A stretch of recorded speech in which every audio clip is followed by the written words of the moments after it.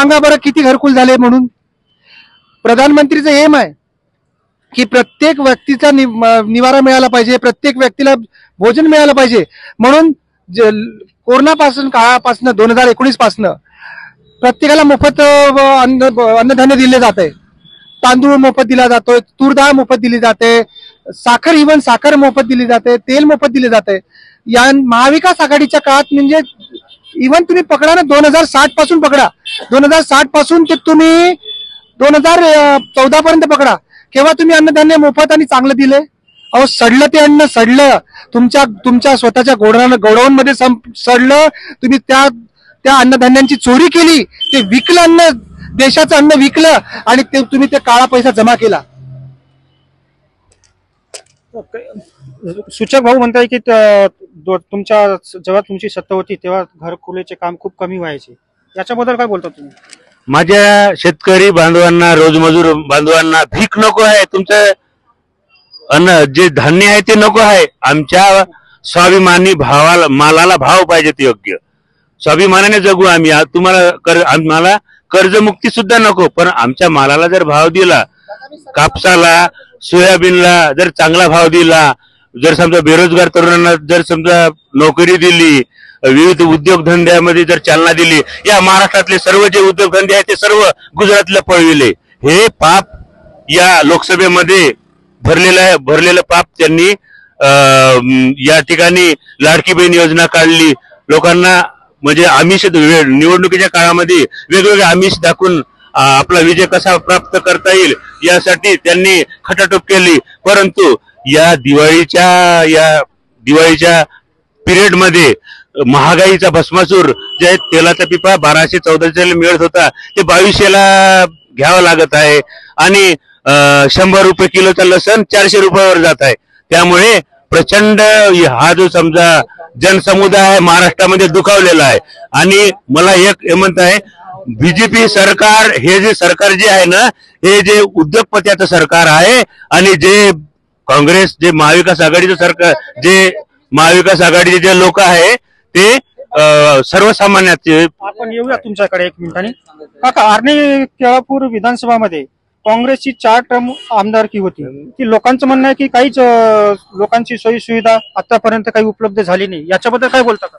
या मतदारसंघामध्ये जवळपास शिवाजीराव मोघे साहेब 5 ते 6 मंत्री झाले आणि त्यांच्या काळामध्ये जो विकास झालेला आहे तो विकास आतापर्यंत विकास कुठे दिसत नाहीये. त्याचं कारण सांगतो. या ठिकाणी हे जे तुम्हाला या ठिकाणी भव्य दिव्य असं जे बस स्टँड दिसत आहे, हे बस स्टँड सुद्धा स्वर्गीय विलासराव देशमुख मुख्यमंत्री असताना त्यांच्या काळामध्ये हे बस स्टँड झालेलं आहे. ITI कॉलेज आहे. त्याचप्रमाणे या पुलावर अनेक पुलं बांधून लोकांना जाण्या येण्याची सुविधा निर्माण करून दिलेली आहे. वसतिगृहाची या ठिकाणी व्यवस्था केलेली आहे. असे अनेक कामं आहे हो, एक नाही असे 100 कामं आहे. आणि ह्या 10 वर्षामध्ये जे बीजेपीचे आमदार होते त्यांनी जनहिताचं कोणतं काम केलेलं आहे हे त्यांनी सांगावं ना, सांगावं त्यांनी. आपण आता पाहतो तुमच्या 2014 मध्ये बीजेपीची सरकार महाराष्ट्रामध्ये स्थापित झाली होती आणि सर्व जाहीर करण्यात आलं होतं की सगळ्या शेतकऱ्यांना कर्जमाफी होईल. पण आतापर्यंत शेतकऱ्यांचा आम्ही जेव्हा सर्वे करतो ते शेतकरी म्हणते की आतापर्यंत आमचा 7/12 हा कोरा झालेला नाही. याच्याबद्दल काय बोलू इच्छिता?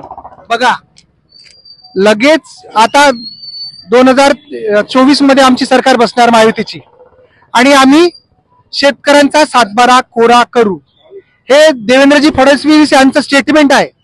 आणि मी ग्वाही देतो, या जनतेच्या समक्ष ग्वाही देतो. मार्च मध्ये सुद्धा आम्ही कर्जमाफी केली, या मार्च मध्ये. आणि आता सुद्धा आम्ही नाही कर्जमाफी केली. याचं तुम्ही कर्जमाफी केली ऐका. तुम्ही म्हणता ना 24 वर्षात तुम्ही काम केलं, 5 वेळा मंत्री राहिले मंत्री साहेब, का तुम्ही इच्छा डेपो पळवला? का डेपो पळवा? अरे ज्या तुम्ही आयता बिलायताच्या धरणाची गोष्ट करता, तुम्ही जे पैनगंगा निम्न धरण ऐका मी तुमच्या मनात बोललो का? ऐका, पैनगंगा निम्न धरणच्या बद्दल मी बोलतो. ज्या पैनगंगा निम्न धरणच्या जागी तुमच्या मंत्री साहेबांच्या 350 एकर जमीन आहे, तुमच्या मंत्री साहेबांच्या फायद्यासाठी ते धरण तुम्ही तयार केलं का?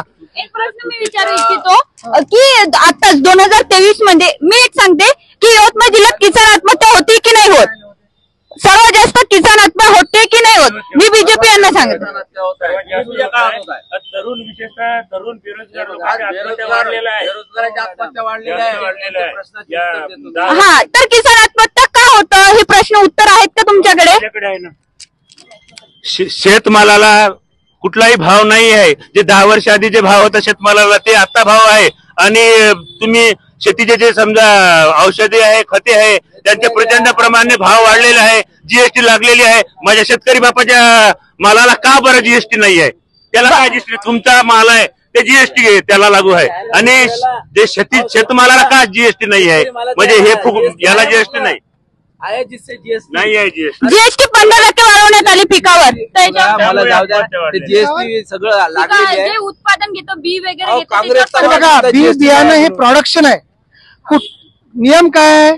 जे फॅक्टरी टाकल त्या मालावर जीएसटी लागेलच.